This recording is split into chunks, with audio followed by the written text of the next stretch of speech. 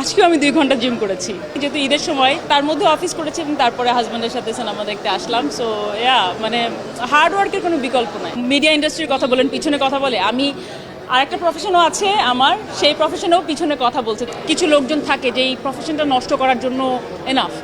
So ওগুলো পাশে ধরে নিয়ে আমাদের কাজ করতে হবে, ওগুলো ইগনোর করা ছাড়া কোনো উপায় থাকে না অ্যাকচুয়ালি। রূপ, সৌন্দর্য, হ্যাঁ, এটা মানুষের, আমি দেখেছি যে নিজেকে ধরে রাখার যে একটা অধ্যবসায়, সেটা আপনার মধ্যে দেখেছি। এটা আসলে কিভাবে করছেন এত বছর পরেও?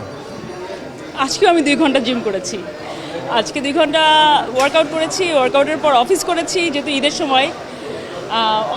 তার মধ্যে অফিস করেছি এবং তারপরে হাজব্যান্ডের সাথে সিনেমা দেখতে আসলাম। সো মানে হার্ড ওয়ার্কের কোনো বিকল্প নাই। মানে নিজেকে সময় দেন কতটুকু সময়, মানে যেহেতু বাসায় থাকেন তখন? I love myself. আমি যত কাজই করি না কেন, আমি নিজের জন্য আলাদা করে সময় রাখি, এবং এটা this is part of my routine.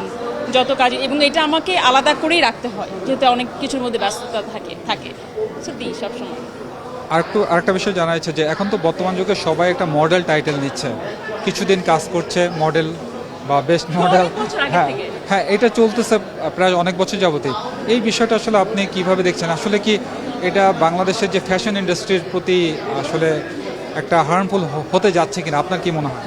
Harmful তো অবশ্যই। আমার মনে হয় শুধু এটা মডেলদের ক্ষেত্রে না, দেখেন এখন অনেকেই নিজেকে সাংবাদিক বলে পরিচয় দেয়। আপনি একটু অফলাইনে আপনি একটু বিরক্ত ছিলেন অনেকের প্রতি, যারা হয়তো বা কোনো ডিগ্রি নাই, কোনো কিছু নাই, একটা মোবাইল ফোন আছে, তারাও নিজেদেরকে সাংবাদিক বলে। আবার অনেকে দেখবেন কি কোথায় কোন মিউজিক ভিডিও করেছে নিজেকে নায়িকা বলছে। সো প্রত্যেকটা প্রফেশনেই দেখবেন কি এরকম কিছু কিছু লোকজন থাকে যে এই প্রফেশনটা নষ্ট করার জন্য এনাফ।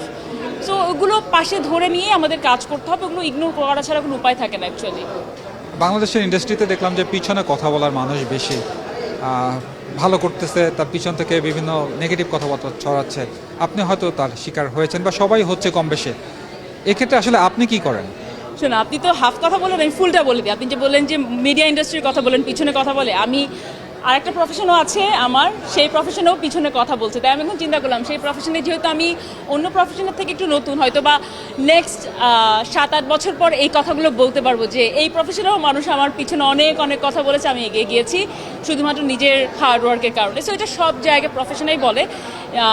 ইগনোর করাটা টাফ, বিকজ সারাক্ষণ কাজ করে, আমিও তো মানুষ, ইগনোর করাটা টাফ, বাট করতে হয়, শিখতে হয়। আর আপনি যদি আমার ঘরের মানুষের কথা বলেন, আমার হাজব্যান্ডের কথা বলেন, he is very very supportive, সবসময় আমাকে সাপোর্ট দেয়।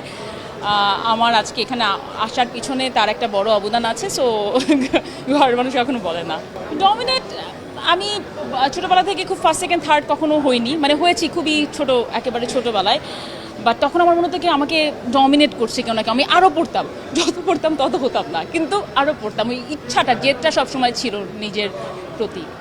হ্যাঁ, হয়েছি, হয়নি বলে ভুল হবে, কিন্তু ওইগুলো আমার সবসময় বাদ দিয়ে ইগনোর করে আমার সামনে যেতে হয়েছে। আচ্ছা, আমার একটু জানা ইচ্ছে যে পিয়া জান্নাতুলের চোখে স্মার্টনেস আসলে কি?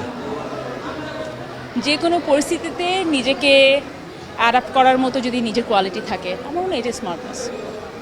অনেকে যে নিজের শুধু আউটলুকটাকে স্মার্টনেস বলে, এটা কি আসলে এটার সাথে আপনি একমত? মাথায় যদি কিছু না থাকে, শুধু আউটলুক দিয়ে আর কতদিন। দেখেন আমার যেমন, আমার বলি না, আমি আমার 18-19 বছরের ক্যারিয়ার ছোটোবেলায় এসেছি, মানে 16 বছর প্লাসে এসেছি। আজকে আমার যে বয়স 30 প্লাস, আমার আজকে বয়স, হয়তো বা যদি ঠিকঠাকভাবে থাকে আরও 10 বছর 20 বছর পর আমি